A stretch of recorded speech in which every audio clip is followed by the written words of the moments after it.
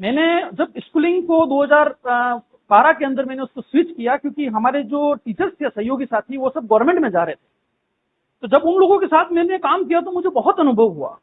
मैं ट्यूशन भी पढ़ाता था घर पे, लेकिन वो जब गवर्नमेंट में जा रहे थे तो मुझे एक अकेलापन में, मैंने कहा यार अब इतनी बड़ी स्कूल, इतनी बड़ी संस्था में हमको तो परमानेंट करेंगे अब, लेकिन संस्था ने एक समिति पोस्ट देंगे, हम आपको एक निश्चित पे स्केल देंगे और आपको यहाँ काम करना है। एक साल जैसे जैसे हमने एडजस्टमेंट करके निकाला, उसके बाद पूरा मानस बना लिया कि इसमें नहीं रुकना है, मुझे इंश्योरेंस फील्ड में जाना।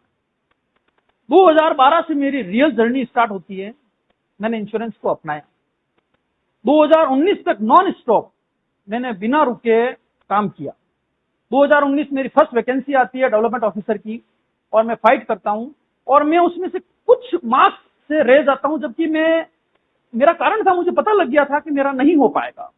उसके पीछे कुछ हमारे डाटा होते हैं, वो आप नहीं समझ पाएंगे, लेकिन उसका रीजन मैं जब दिल्ली छोड़ के जा रहा था एग्जाम देकर, तब मैंने वहां से एक सोच लिया था कि 2023 की जो वैकेंसी आएगी उसमें मैं डिवीजन नहीं, नॉर्थ जोन टॉप करूंगा।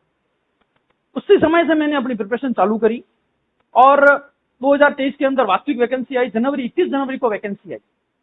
मेरी तैयारी थोड़ी थोड़ी चलती रही। इसके दरमियान मैंने इसको फाइट किया अच्छे से, लेकिन इसमें मुख्य कड़ी सर की रही है। मैंने अपनी तैयारी तो उस समय से कर रहा था, लेकिन हमारे मैथ्स और रीजनिंग का एक पार्ट आता है। हम लोग कहीं कहीं, मैं कॉमर्स का था, लेकिन उस स्टडी से दूर होने के कारण मैं वहां रह गया था। लेकिन मेरा सर के साथ 2 महीने का जो सफर रहा, ऑनलाइन और ऑफलाइन, खासकर मैं सर के साथ ऑफलाइन था, और ऑफलाइन मुझे बहुत बेहतरीन तरीके से गाइड किया सर। मैं जब भी फोन करता, सर अगर क्लास में होते उसके बाद रुक जाते और मुझे बताते अजय ये करो, अजय ये करो, उसके बाद इतना करके भेजो। मैं रेगुलर, गोपाल जी सर थे, उनसे मैं वो मुझे आंसर शीट भेजते और मैं करके देता। सर से कमिटमेंट होता कि नहीं अभी करके दूंगा। सर के एक शब्द भी थे, शायद हो सकता है वो आपको बाद में बताएगा, अजय बहुत अच्छा कर रहे हो। ऑफलाइन वाले भी ऐसा नहीं करते हैं जो क्लास अटेंड करने आते। तो मैं रेगुलर उसको फोकस करता रहा, और इंश्योरेंस में इतनी सालों से पढ़ रहा हूं। तो जिस दिन सर से फर्स्ट मीट हुई थी, मैंने कहा था सर इंश्योरेंस में से 120 आउट ऑफ 120, मतलब मुझे 119 नंबर भी नहीं चाहिए।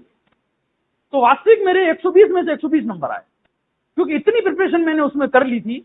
और मेरे को जो सिलेक्शन कराने का था, कि जो मैथ्स, रीजनिंग, इंग्लिश और GK, current India level GK, वो सर के कारण जो मुझे मिला, उससे मेरी रैंक इस नॉर्थ जोन के अंदर सेकंड रैंक पे। मैं सर के कहने पे यहाँ आया हूँ, और मैं तो हमेशा, ये मेरा इंस्टीट्यूट है, मैं आ सकता हूँ, स्टूडेंट रहा हूँ मैं, और सर नहीं कहेंगे तो भी आ सकता हूँ मैं यहाँ।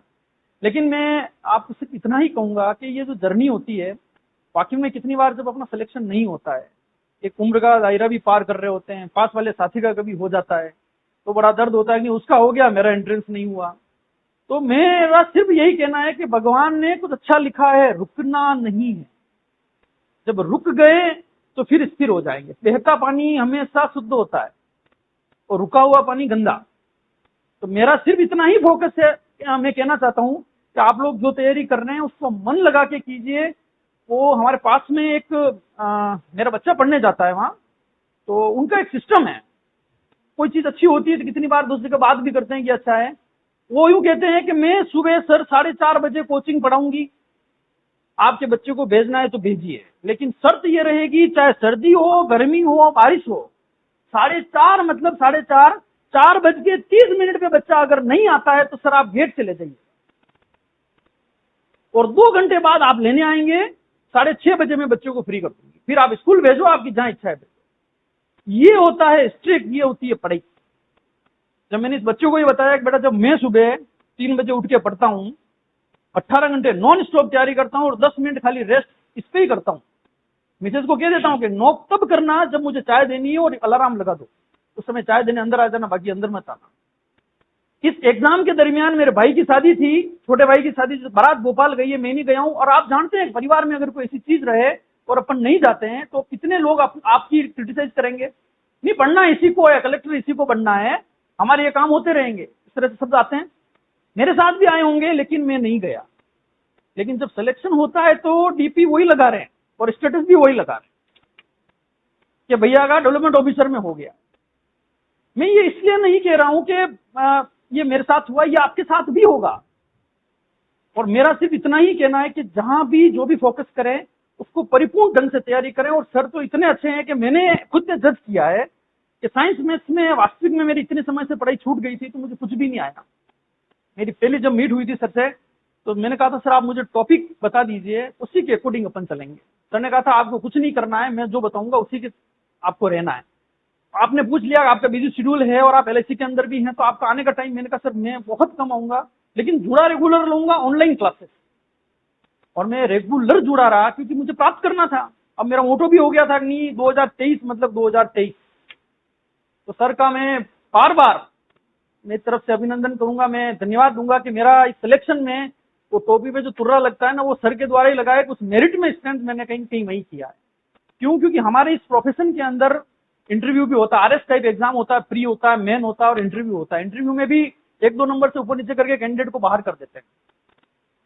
तो मेरा इंटरव्यू में इसलिए मैं बाहर नहीं हो सकता था क्योंकि इंश्योरेंस के लिए जब मैंने पढ़ा था, किसी से गाइडेंस लिया था, तो उन्होंने कहा था जब आपके मार्क्स इतने टॉप लेवल के होते हैं तो वो 30 नंबर का ही मायना नहीं रखते हैं। कितनी बार तो आप बिना इंटरव्यू दिए भी उस मार्क्स से आप फेस कर रहे होते हैं।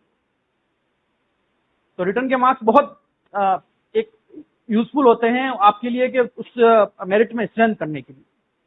मेरे तो इतने ही शब्द हैं आप लोगों के लिए कि मैंने जो तैयारी करी है ये बताया है। स्कूलिंग लाइफ मैंने इसी से स्टार्ट करी और इंश्योरेंस की जर्नी यहाँ आके खत्म नहीं होती है। अब मेरी जर्नी रियल में स्टार्ट